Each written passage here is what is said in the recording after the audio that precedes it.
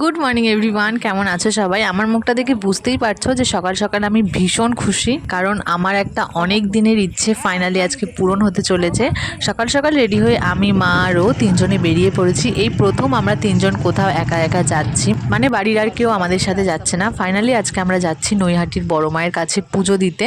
এর আগেও না অনেকবার ভেবেছিলাম বড় মায়ের কাছে পুজো দিতে যাব, কিন্তু জানুয়ারি ফেব্রুয়ারি মাসের দিক থেকে না আমার যেন একটু বেশি মনটা টানছে যে বড় মায়ের কাছে গিয়ে একটু পুজো দিয়ে আসি। একদিন স্নান করতে করতে না খুবই ভাবছিলাম যে এইবার বড় মায়ের কাছে যেতেই হবে, গিয়ে পুজো দিয়ে আসবো, তাহলে আমার বার্থডের দিনটাই ফাইনাল করা হোক। স্নান সেরে ঘরে এসে ফোনটা নিয়ে দেখি যে আমার ইউটিউব চ্যানেলের কমিউনিটি পোস্টের নিচে একজন কমেন্ট করে যে আপনি নৈহাটির বড় মার মন্দিরে পুজো দিতে যান এবং সেই ভিডিও আমাদের সাথে শেয়ার করুন।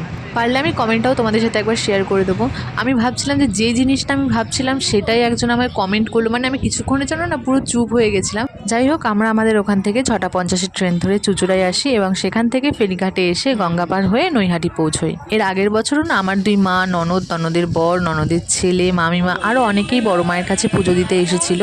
তখন আমাকেও আসতে বলেছিল, কিন্তু আমি বলেছিলাম যে না, বিয়ের পর যদি আমি কোথাও পুজো দিতে যাই বা কোনো ঠাকুরের স্থানে যাই, আমরা দুজন মিলে একসাথেই সেখানে যাব পুজো দিতে। তো সেই কারণে আর আগের বছর আমার আসা হয়নি। আসল কথা হচ্ছে বড় মা তখন চাননি যে আমি ওনার কাছে একা একা এসে পুজো দিই।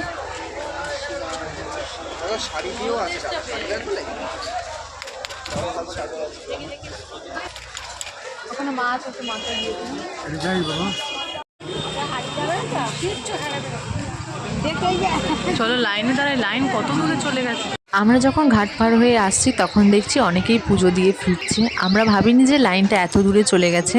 যারা যারা গেছো তাদের হয়তো বললে বুঝতে পারবে। পার্কটা পার হয়ে গিয়ে যেখানে গঙ্গার শেষ দেখা যাচ্ছে, আমরা ঠিক ওই জায়গাটাতেই দাঁড়িয়েছিলাম। আমরা একটু আগে জাস্ট এসে দাঁড়ালাম আর আমাদের পরেই দেখো লাইন একদম আরও কতটা লম্বা হয়ে গেছে।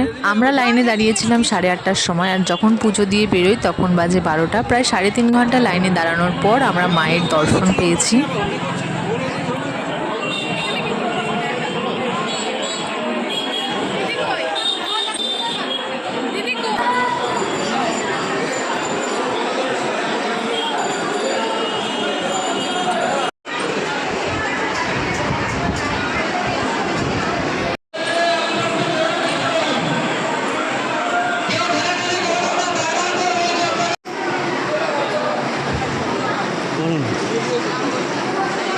মন্দির থেকে বেরিয়ে প্রসাদ আর জল মুখে দিয়ে আমরা চলে এসেছিলাম একটা শাখার দোকানে। বিয়ের সময় আমি যে শাখাটা পরেছিলাম, শাখাগুলো অনেকটাই মোটা, তো সেই কারণে আমি ভেবেছিলাম যে 1 বছর হয়ে গেলেই আমি একটু সরু দেখে শাখা পরবো।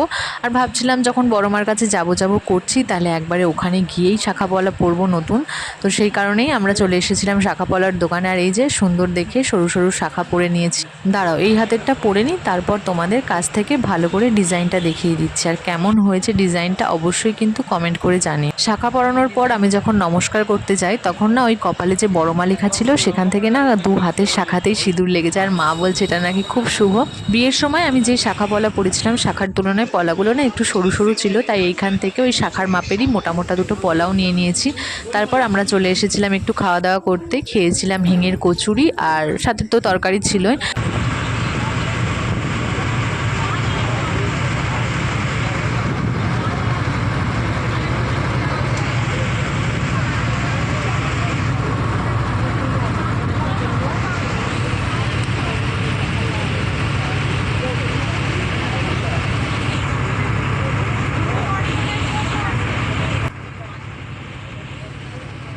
যিনি আমায় কমেন্ট করেছিলেন যে আপনি বড়মার মন্দিরে পুজো দিতে যান এবং সেই ভিডিওটা শেয়ার করুন, দেখুন আমি আপনার কথা রেখেছি।